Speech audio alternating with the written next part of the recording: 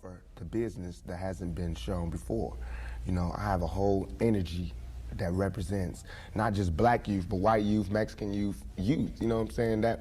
That change right before you go from being 18 and unresponsible to when you go to being like 21, 22, and the whole world's on your shoulders. I believe strongly that my audience empathize with me because I show that side. I show that emotion raw, uncut, good and bad. And so I think I can bring that more funnel, more directed into screenplays, more albums, producing, managing, you know what I'm saying? If I can figure out just how to control it, I can use it on a lot of different levels. I trip off because it happens out of nothing. It just goes, you know, everybody just be screaming and acting, and I just trip. I get uncomfortable, and it's like similar to a deer being caught in the headlights. I just freeze, you know, and I don't know what to do. I don't know if I should be what they want me to be, or if I should make them hate me so they can stop. You know, like say something mean so they can just stop. But I'm just like caught in the middle of it because you can't. I mean, no one can do that. Police can't do that. They can't stand in front of all those people and control them with a gun and mace and all that. So me with just words, it's like a battle to find the right words to say at the right time. I'm curious, when you think about the idea that you do have that kind of control over so many people, in one sense, the whole idea of being a role model comes up in the imagery.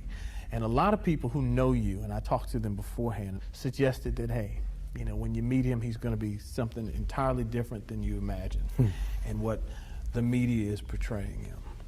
What about that idea that you have been portrayed, and sometimes, I mean, to be honest, you like the portrayal of you just hard, thug. That's right. Don't step on me. That's right. You're in trouble. That's right. Yet there's another side to you, too. What about that idea that you've got to be able to figure out where you're going? To me, it's like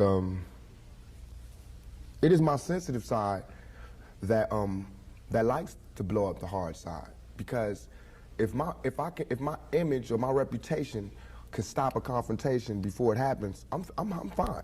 You know what I'm saying? I know how it is day to day. It's a constant man ego check going on in this street, in this world. So part of that is just like, you know, that's my resume.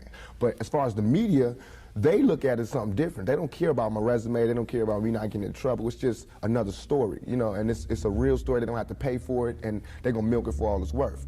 As far as people, they want me, when they first see me, to humble myself. They want me to be like this and da-da-da, just because they're scared of me. But I don't feel like that's my job, to humble myself, to show you that I'm not a threat. I'm not a threat, unless you're a threat to me. You know what I'm saying? So when people say, when you meet Pac, he's different than he is, because when somebody one-on-one, anybody one-on-one, I believe, honestly, that I can talk. I believe that I have the ability to reason, I have logic, I have compassion, I have understanding. If we talk, there's no problems. You know what I'm saying? But that's not what happens. People use what they heard in the media, and that's how they come at me. And then, you know, we got to clash. One of the things that you read in the media is that you're angry, that you personify your generation, that you just got some angry folks out there, and you're one of them. I'll put it to you. Are you angry? Are you angry with what you see society is about? Yeah, I'm extremely angry, confused. You know, a lot of the times that I sat up in court, I couldn't defend myself. You know what I'm saying? And it wasn't like the things they were saying about me were beyond my comprehension, or the things that I could say weren't going to help my case. But because it's like being exiled, you know, from society, and that's how I feel. And this whole, the anger comes from, I'm tired of waiting for my past to get into society. All I ever wanted to do was make me and everybody around me feel more comfortable about where we were. You know what I'm saying? About the places that we stayed. This is our home base. Let's build it up. Let's be happy about where we come from.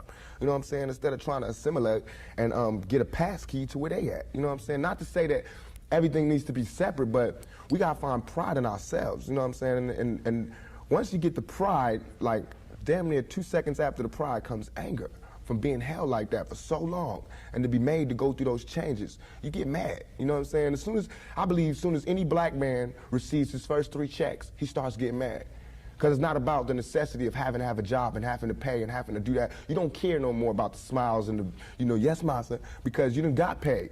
You know what I'm saying? And now it's like you want to save money. You want to help other people. And you see how far it is how far you have to go to help anybody in your neighborhood. It's set up for me when I get paid for me to exit the ghetto. You know what I'm saying? The only reason I've had these problems is because I haven't left yet. And these problems don't come from a white man, it comes from just society, the problems that we have. Let me put this to you. A lot of people tell me Tupac is, for the most part, a nice guy. This old thug thing, hype. Good for record sales.